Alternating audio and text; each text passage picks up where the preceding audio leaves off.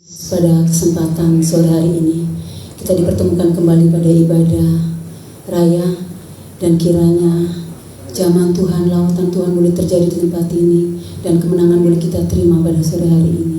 Bapak Ibu yang terkasih dalam Yesus, kita akan mulai ibadah pada sore hari ini. Kami mohon dengan kasih kepada Ibu Gembala untuk membuka ibadah pada sore hari ini. Haleluya.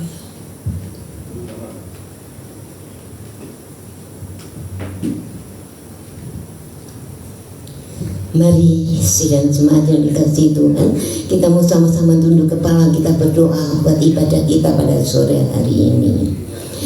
Bapa yang kasih yang ada dalam kerajaan surga, kami datang kepadamu Bapa, mengucap syukur buat hari yang Tuhan sudah beri dalam kehidupan kami jemaatmu di tempat ini. Oleh karena kasih dan kemurahan Tuhan semata yang telah terjadi dalam kehidupan kami masing-masing pribadi, sehingga kami pada saat ini bisa datang bersama-sama dengan kekasih-kasih kami untuk sebentar mau beribadah, berbakti, memuji dan menyembah, memuliakan nama Tuhan.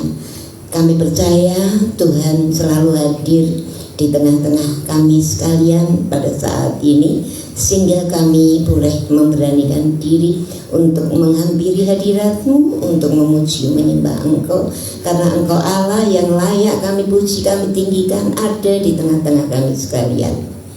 Kekasih-kasih kami yang masih dalam perjalanan, Tuhan juga tolong mereka. Tuhan tibakan mereka ke tempat ini, sehingga mereka pun juga bersama dengan kami sebentar bersama-sama berbakti, memuji, membesarkan nama Tuhan. Demikian juga kekasih-kasih kami yang tidak bisa hadir, Tuhan juga tilik mereka, sentuh hati mereka, kiranya mereka boleh selalu punya kerinduan untuk datang kepada Tuhan di saat-saat Tuhan memberikan waktu-waktunya untuk mereka bisa menghampiri hadirat Allah itu dengan sukacita.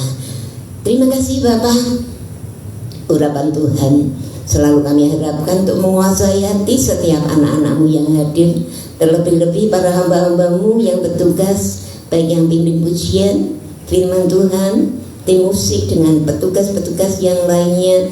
Kiranya hanya dengan urapan Tuhan mereka bisa melakukan apa yang Tuhan kehendaki untuk mereka bisa melayani Engkau, karena sesungguhnya mereka tahu bahwa Tuhan sudah lebih dahulu melayani mereka, sehingga mereka layak pun juga mau memberikan hidupnya untuk melayani Tuhan.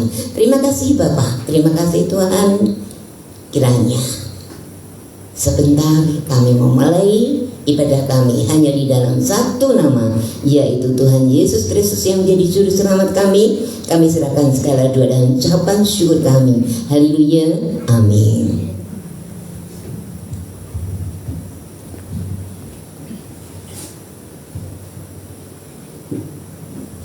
Puji nama Tuhan, kami ucapkan selamat datang pada hambanya Bapak Joko beserta Ibu. Bila kita sama-sama menikmati sukacita dalam penyembahan dan pujian kita. Mari Bapak Ibu Saudara terkasih, kita mau datang ke hadirat Tuhan. Kita mau berteduh di kakinya. Kita mau bawa segala pujian penyembahan kita, segala rindu kita di hadirat Tuhan. Karena kita tahu kita mau menyenangkan hati Tuhan pada sore hari ini. Biarlah kita tanggalkan semua beban kita dan kita mau memandang wajahnya, mencari hadiratnya. Haleluya. Terima kasih Tuhan. Haleluya Yesus. Sungguh Engkau Tuhan yang besar. Karya-Mu sungguh ajaib di dalam kehidupan kami Tuhan.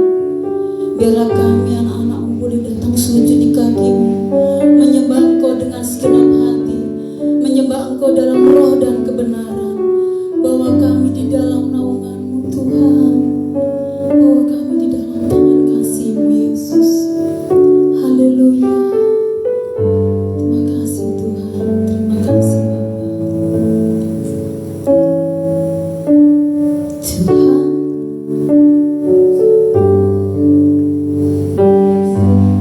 amin. Karya-Mu sungguh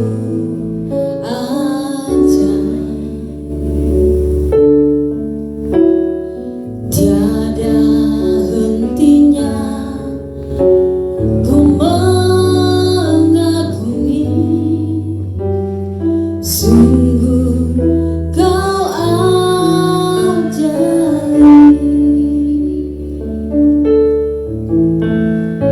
Tuhan, kau sungguh besar, karyamu sungguh ajaib. Tiada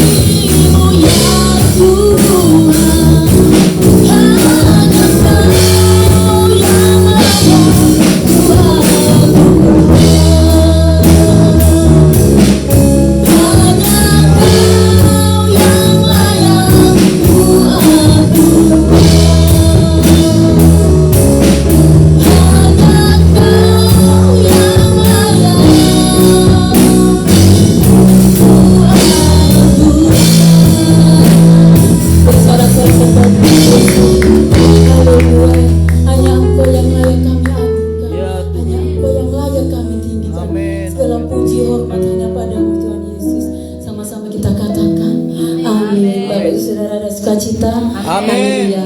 Mari kita saling berjabat tangan dengan saudara kita. Kita mau katakan selamat hari Minggu. Tuhan Yesus memberkati.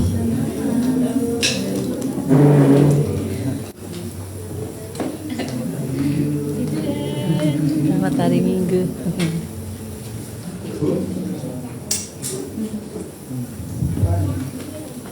Kita mau selalu bersyukur kepada Tuhan karena Tuhan kita adalah Tuhan yang baik, Tuhan yang selalu menyertai kita hingga saat ini. Dan biarlah kita mau bersuka cita pada sore hari untuk memuji dan menyembah namanya. Haleluya.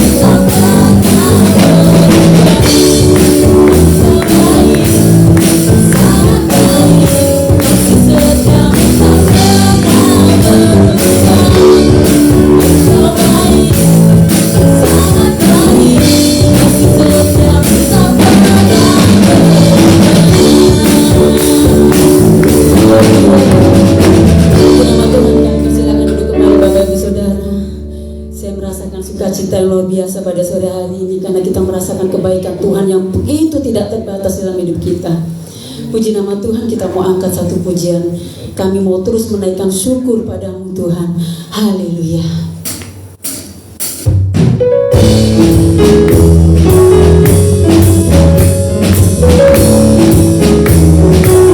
Kasih Tuhan kita terbatas, kita berikan hingga saat ini. Kita mau selalu mengucap syukur kepada Haleluya. Kasih begitu besar, lebih kuat dari dosa. Kasih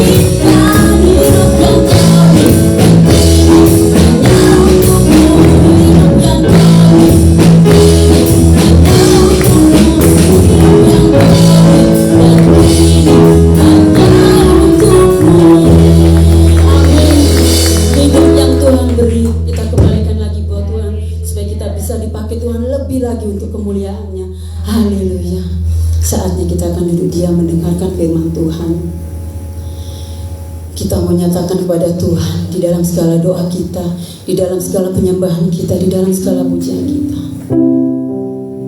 Apapun, keadaan apapun Tuhan yang akan kami terima, apakah waktu berlimpah maupun kurang, hanya Yesus yang mempesona hati kita.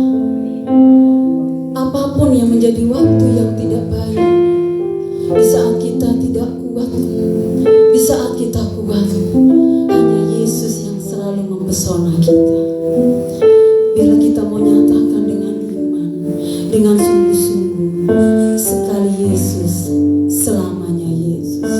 Kita tidak akan mau menukar Yesus dengan apapun, jabatan, kasih, apapun yang dunia mau perbuat dalam hidup kita. Kita mau tetap pegang sekali Yesus, tetap Yesus. Haleluya.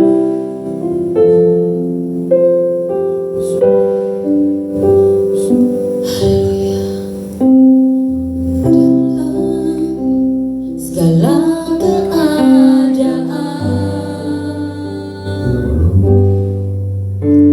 waktu berlimpah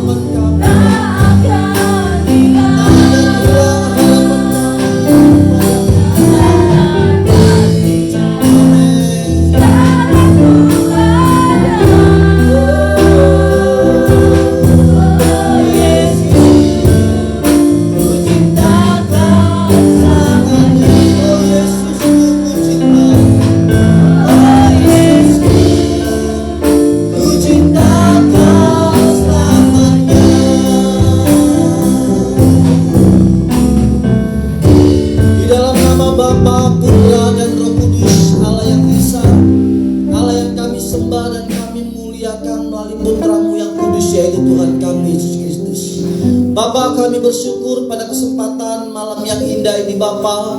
Kembali Engkau telah kumpulkan setiap kami hamba-hambamu, umatmu, anak-anakmu Tuhan, GBDI Bulak Banteng tempat ini Tuhan. Kami bersyukur bahwa kami telah melalui masa demi masa, waktu demi waktu. Jikalau tahun 2023 telah kami tinggalkan dan kami menginjak di tahun 2024, dan hari ini Bapa kami menginjak di minggu yang kedua. Kami berterima kasih Bapa, penyertaan-Mu begitu sempurna. Engkau Allah yang begitu luar biasa, sehingga Tuhan apa yang kami kerjakan dan lakukan semuanya itu seturut dengan kasih dan setia-Mu.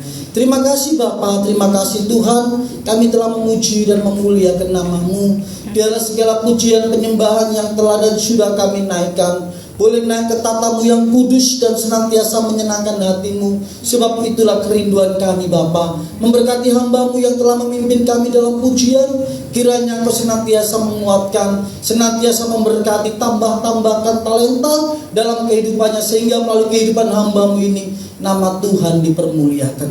Terima kasih Bapa. Sebentar kami rindu untuk mendengarkan isi hati-Mu. Mari berbicaralah Tuhan kepada setiap kami. Di tahun 2024 di minggu yang kedua ini kami rindu Engkau berbicara kepada setiap kami, hati demi hati.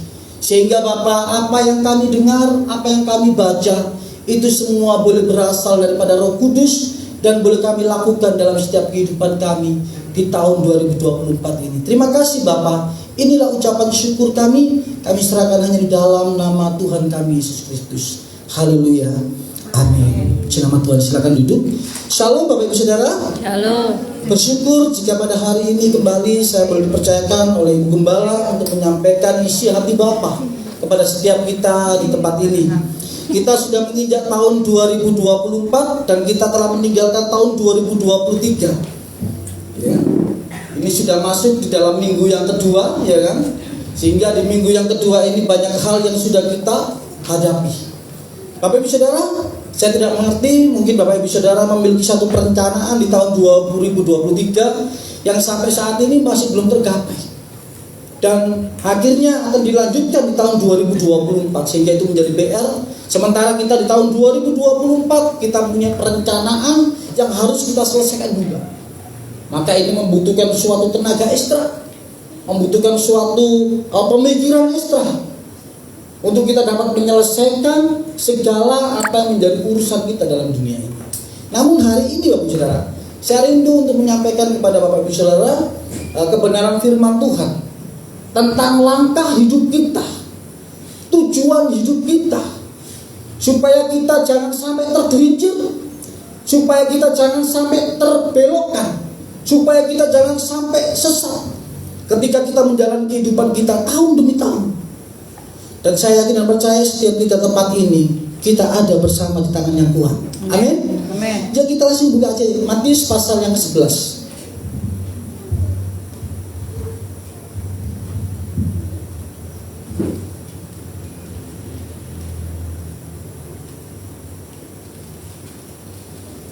Injil Matius pasal yang ke-11 di ayatnya yang ke-25.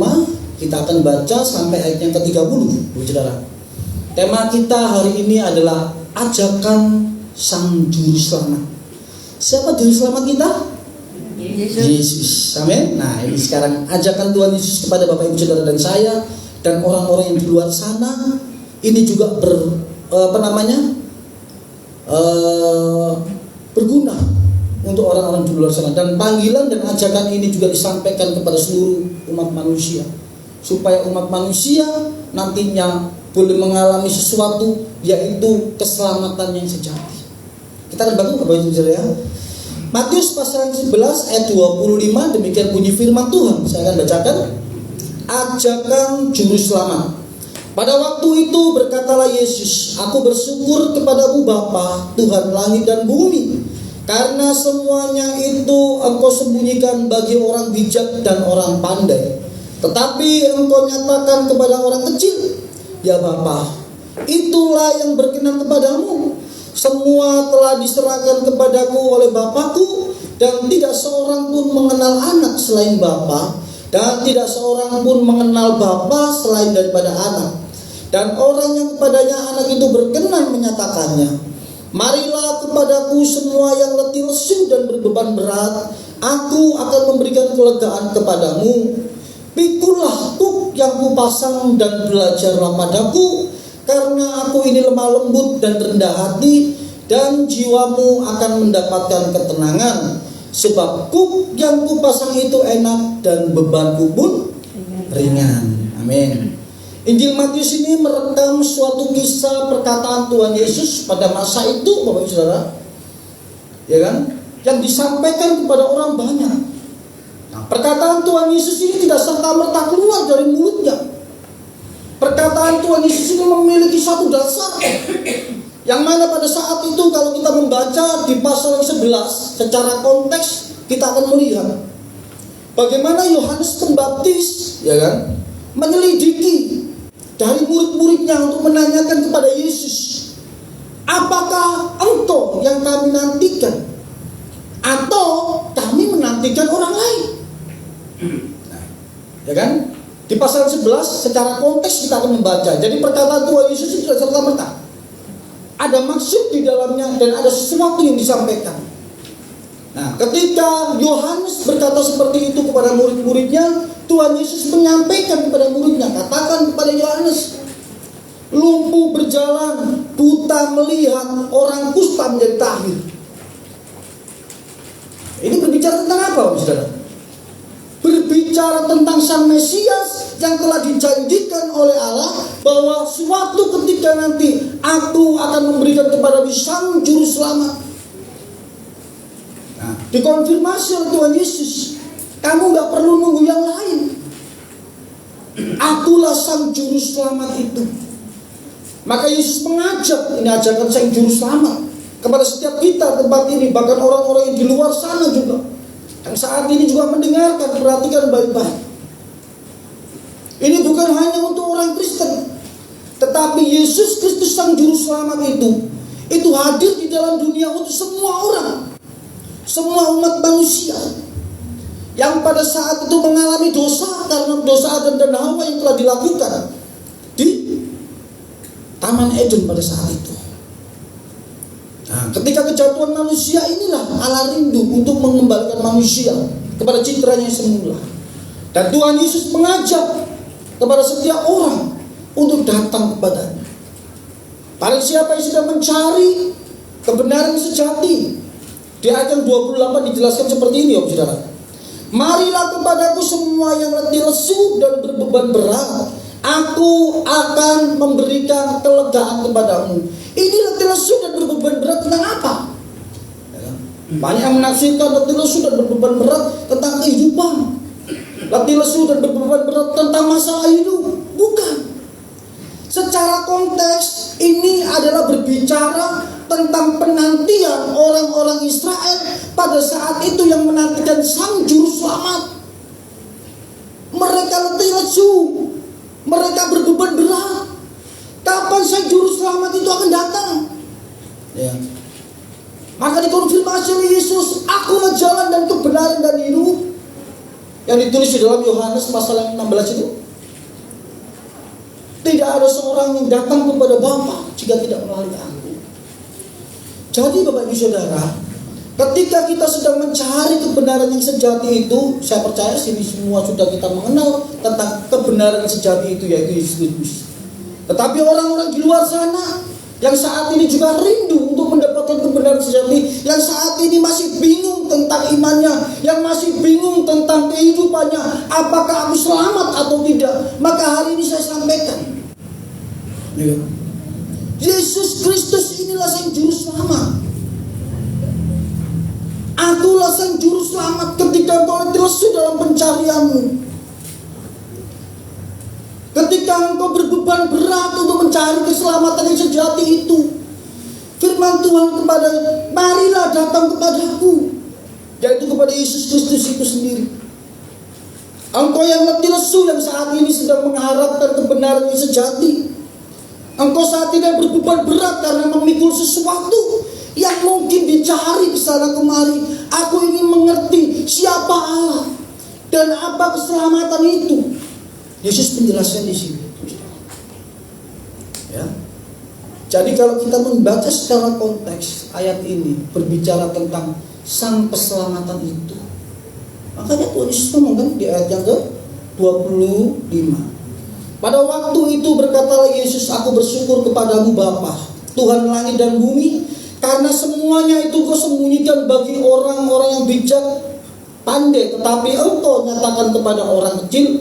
Ya Bapa, itulah yang berkenan kepadamu. Semuanya telah diserahkan kepadaku oleh Bapakku, dan tidak seorang pun mengenal anak selain Bapa, dan tidak seorang pun yang mengenal Bapa selain daripada anak, dan orang yang kepadanya anak itu berkenan untuk menyatakannya. Dan hari ini Yesus menyatakan kepada setiap kita dan orang-orang di luar sana, akulah sang juru selamat itu.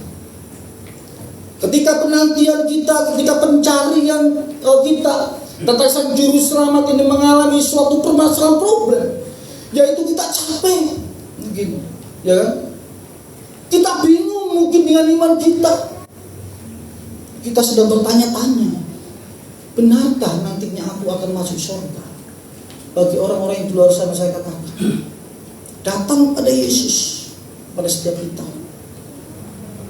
Dialah sang kebenaran yang sejati itu. Sedikit saya akan mereview khotbah saya beberapa waktu yang lalu, terkait dengan kenapa harus Yesus yang menjadi Tuhan dan Juru Selamat. Kenapa hanya harus melalui Yesus kita dapat masuk ke surga?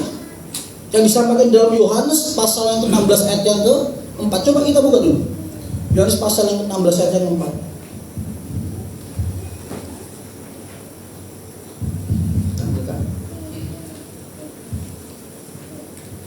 Kita akan lihat ya pernyataan Tuhan Yesus.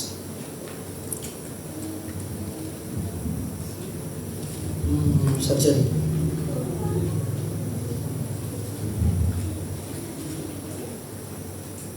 Marilah kepadaku,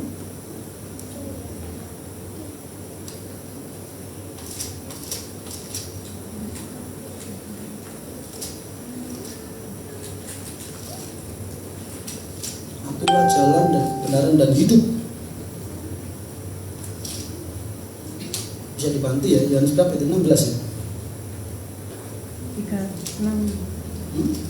38. Ayat berapa? 38. 16 ayat 38. 16 ayat 38. Yohanes pasal 16 ayat yang ke-38.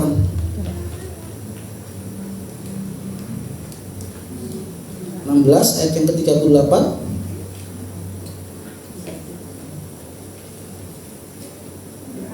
Enggak ada 38 ya. Akulah jalan dan kebenaran dan hidup.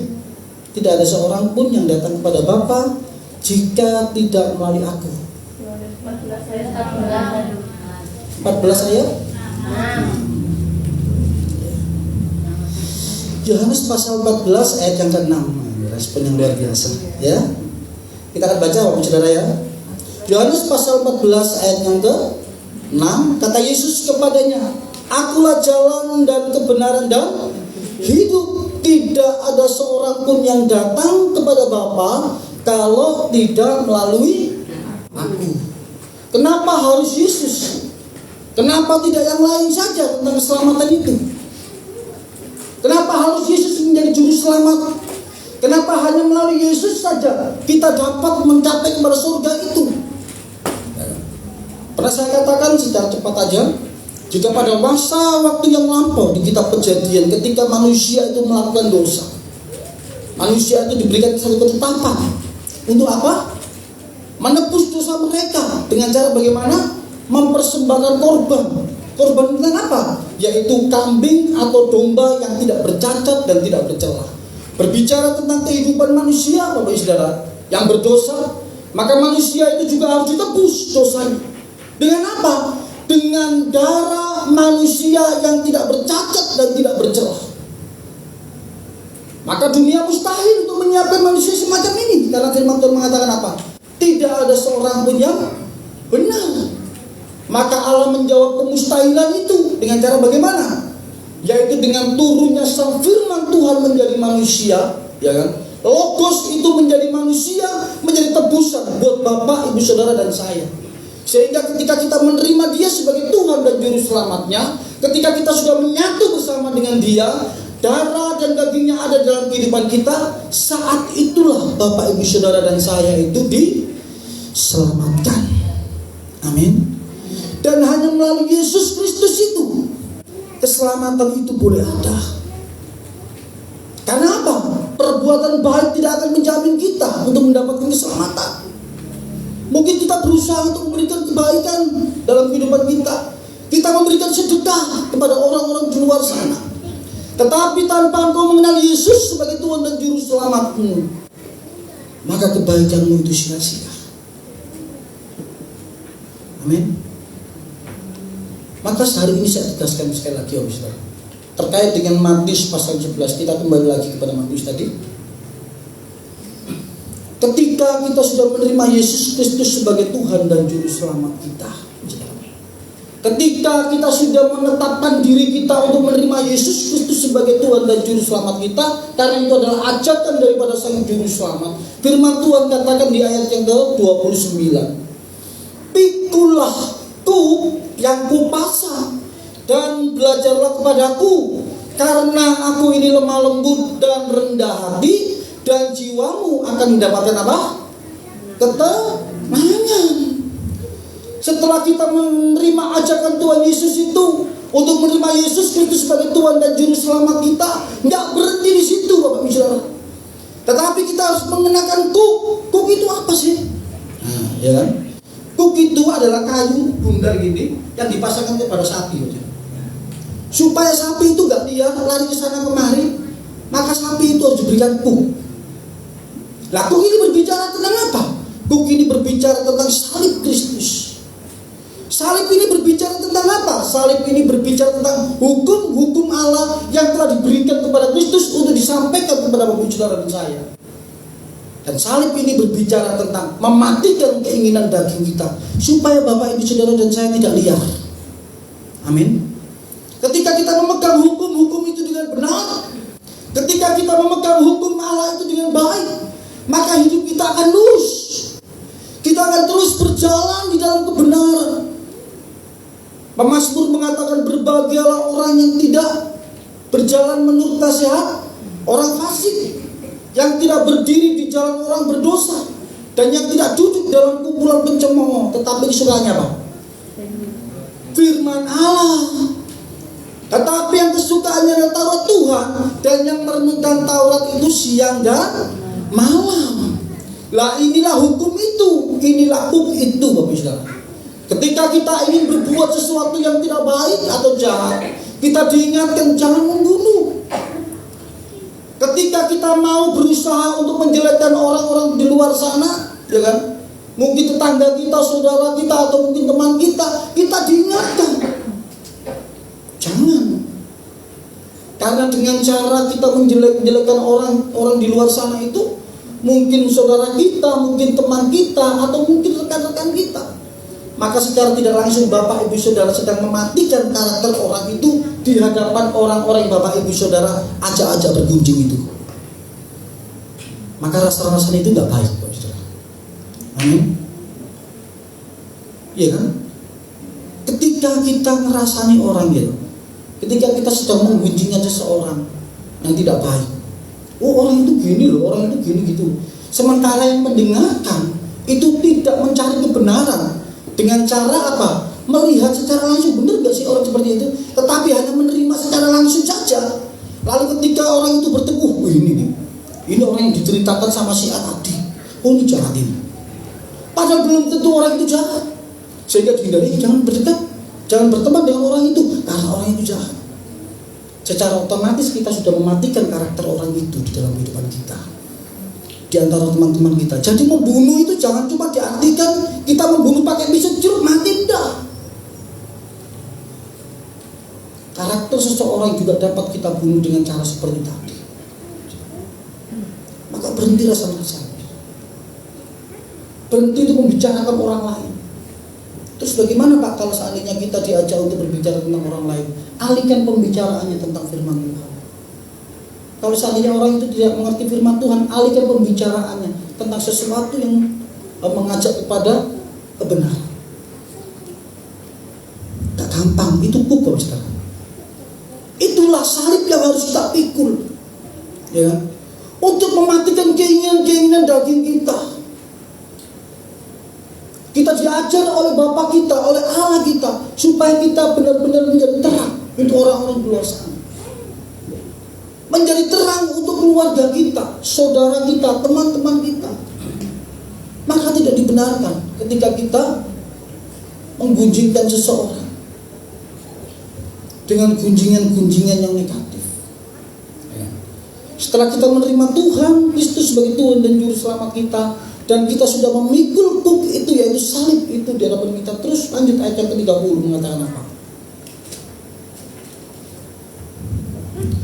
Sebab kuk yang kupasang itu apa?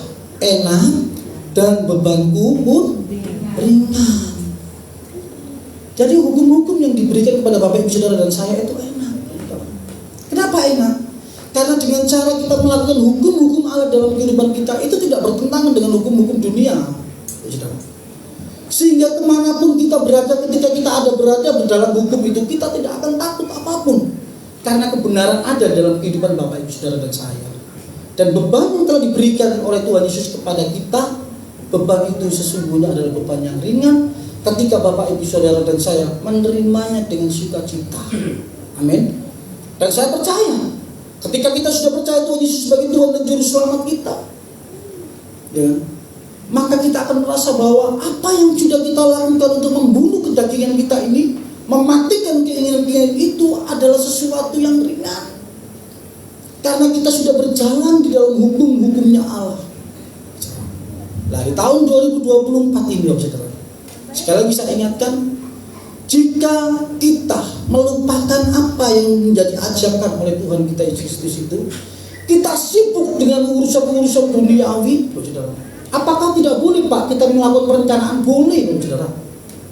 Pak, tahun 2024 saya pengen punya rumah bagus, itu saya acungi jempol. Tetapi ketika keinginan kedaginganmu itu melebihi daripada kedekatanmu dengan Allah, dan ketika apa yang menjadi pekerjaanmu dan bisnismu dalam dunia ini melebihi persekutuanmu dengan Tuhan, itu yang berbahaya. Sehingga kita meninggalkan persekutuan, sehingga kita meninggalkan ibadah-ibadah kita meninggalkan doa-doa kita untuk kita dapat mencapai apa yang kita inginkan secara daging tadi, yaitu kita lebih rumah ini dan sebagainya. Maka itu semua akan menjadi jerat bagi Bapak Saudara dan saya dan orang-orang yang di luar sana saat ini mendengarkan. Perhatikan baik-baik. Itu akan menjadi jerat dalam kehidupanmu. Dan firman Tuhan mengatakan apa? Tidak bisa kita berdiri di dua perahu. Kita tidak bisa menyembah kepada Allah dan juga tidak bisa menyembah kepada Mammon. Kebutuhan hidup dan uang itu berbicara tentang Mammon. Maka Tuhan Yesus menjelaskan, berkata kepada setiap kita dengan jelas di dalam Matius pasalnya yang ke-22. Coba kita buka ya, Matius pasal 22. Matius pasal 22 ayat yang pertama. Matius pasal 22 ayat yang pertama. Nah, ini satu perumpamaan yang harus kita benar-benar perhatikan, di tahun 2024 ini. Tinggalkan keinginanmu ketika keinginanmu itu ternyata melebihi persekutuanmu dengan Allah. Tinggalkan keinginanmu ketika keinginanmu itu ternyata membuat engkau jauh daripada kebenaran. Tinggalkan itu. Perhatikan Matius pasal 22 ayat yang pertama. Saya akan bacakan untuk Bapak Ibu Saudara dan saya. Perumpamaan tentang perjamuan kawin. Lalu Yesus berbicara pula dalam perumpamaan kepada mereka.